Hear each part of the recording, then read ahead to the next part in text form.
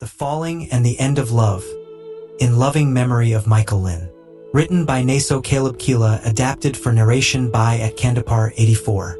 In the early hours of February 2nd, 2012, my life changed forever.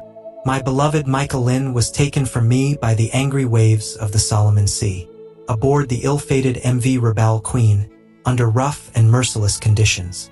Even now, I think of her every single day, and still, I wait by the wharf, hoping against hope that one day, she will come back to me.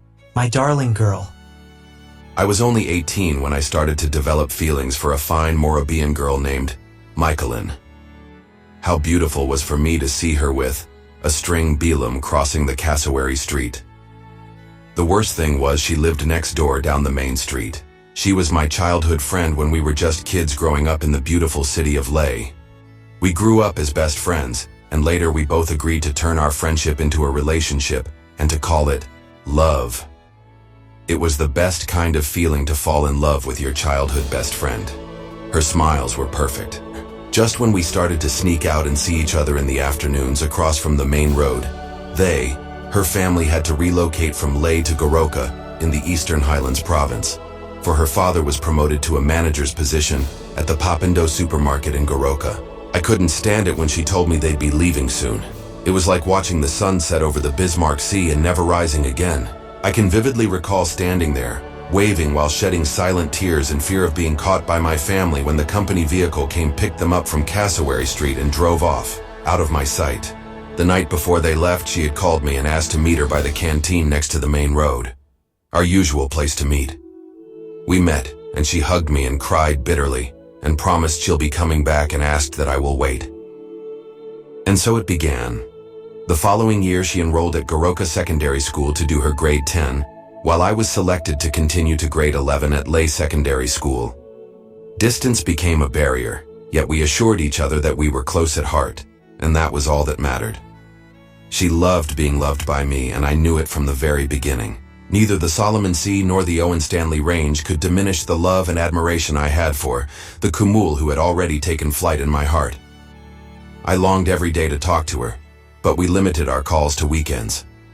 We both valued our education and agreed that our relationship should never interfere with our studies. She stayed true to her values, and I found it truly amazing. She was one of a kind, earning all my respect because she cherished being loved. Our relationship grew deeper and stronger with each passing day. We shared a mutual interest in each other and a love that felt close and unwavering, even though we were miles apart. During the third term break, she decided to spend 3 days in Leh. She left me a message saying that she would spend the final day with me, and that we should meet up at the Leh War Cemetery. Those memories remain vivid in my mind, like a rainbow stretching across the vast blue expanse of the Solomon Sea, shimmering endlessly in my thoughts. She was accompanied by her sister, Roslyn, and together the three of us wandered, lost in the serene beauty of a place reserved only for the departed. We captured countless precious photos, each one a testament to the joyful beginning of our love and the bittersweet ending that would follow. The day was bright and beautiful, with only a few scattered cirrus clouds gracing the sky, unable to shield us from the gaze of the blazing sun. We paused at each grave, marveling at the charming names etched into the headstones, imagining them as names for our future sons and daughters if heaven chose to bless us. It had been months since we last met, and we cherished every moment together before I finally walked them to their gate and said goodbye, making my way home with a heart full of memories.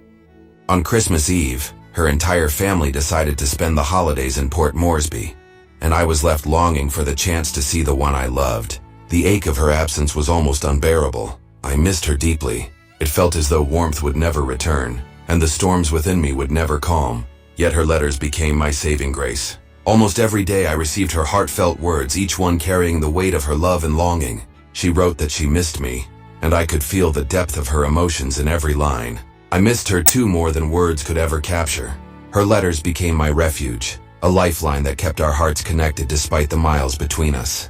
In March of the following year, after her family returned from Port Moresby, she called me with a question that filled me with excitement.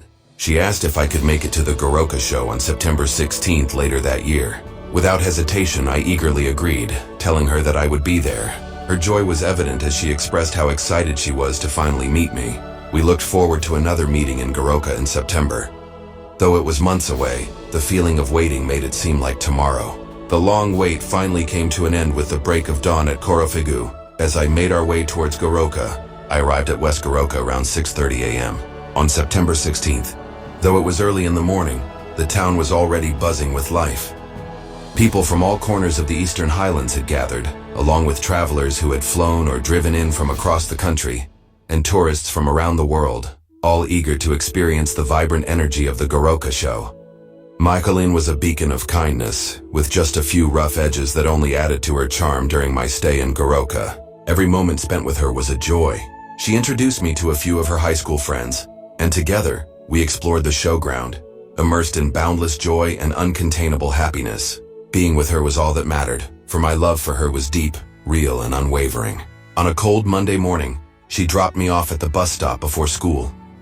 As she stood by the window behind the driver, her eyes locked with mine, and I could see the quiet loneliness in her gaze, a silent ache that reflected the emptiness in her heart. I urged her to leave, knowing she would be late for class, but she stayed until the bus was ready to depart. As the driver began to move the bus, she turned away, tears filling her eyes, not wanting me to see her cry.